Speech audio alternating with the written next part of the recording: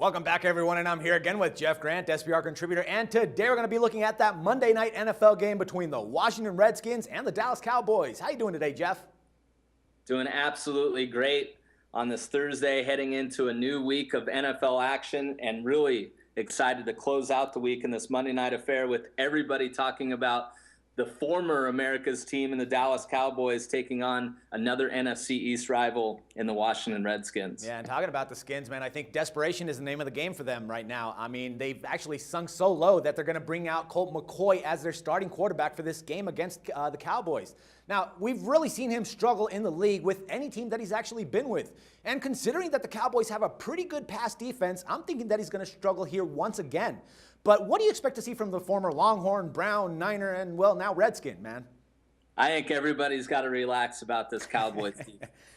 First and foremost, I think that unit, yes, it's playing better. The scheme's better with the new defensive coordinator. But a lot of the success is the fact that Dallas is basically sucking the life out of opposing offenses by keeping the football and running the football with DeMarco Murray. So I think everybody needs to take a step back and see the defense for what it is. They weren't expected to do much, obviously, due to last year's awful numbers and then losing their top running back to an injury before the season. So I'm not as high on the Cowboys as everybody is. But, of course, McCoy, there's not a lot to like when you look at his numbers in terms of his record. 6-15 straight up as a starter, 7-13-1 against the spread. But he mentioned something in his press conference. He has absolutely no pressure in this game, Dax, because he's basically a sandwich guy. Kirk Cousins tried to force the issue in trying to take the starting job away from RG3, while, of course, the former Heisman Trophy winner is hurt again. Cousins, 11 turnovers in 5 games, 4 starts. So basically, McCoy just needs to be a game manager, and that's exactly what he is, and that's what he did at the University of Texas. He did not turn the football over, and he mentioned something very interesting in his press conference. He was limited coming out of college due to a nerve issue in his throwing shoulder, something that Carson Palmer dealt with, and it kept him on the sidelines for a couple games this season. But McCoy's was obviously more drastic.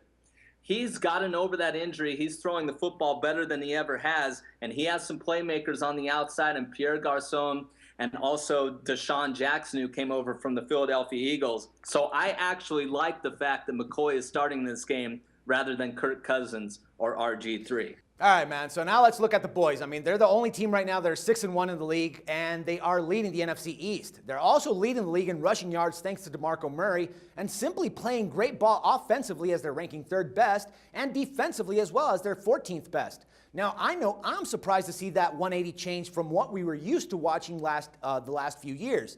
But what about you, man? I mean, have you also been in shock about this too? It's been an impressive run. You simply can't say that the Cowboys are overperforming.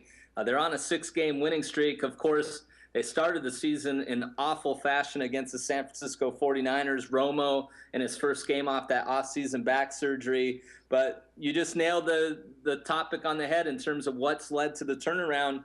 And it's the fact that they've gotten back to what the formula was during their time of winning 3 Super Bowls with Troy Aikman, Emmitt Smith, Michael Irvin, and everybody else, is running the football. And DeMarco Murray, 913 yards, but he's going to slow down at some point, and the team needs to slow him down because he's not going to make it through the entire season. He's on pace to carry the football over 400 times. He has 61 more carries than anyone in the league at this point in time. So that is really the key player to watch moving forward, and it'll be interesting to see how many carries he gets in a primetime affair like this. Yeah, I think they're going to start lowering or decreasing his carries after this game because they don't want to wear him out. I mean, right now he's the best tool that they have, and they have to keep him healthy if they want to make a run in the playoffs. But anyways, my man, what do you like for this one? You know what? I like the Washington Redskins, and I like them a lot. I like the fact that the line has moved from 7.5 to 10, basically because RG3 is not going to be the starter and Colt McCoy is going to be under center.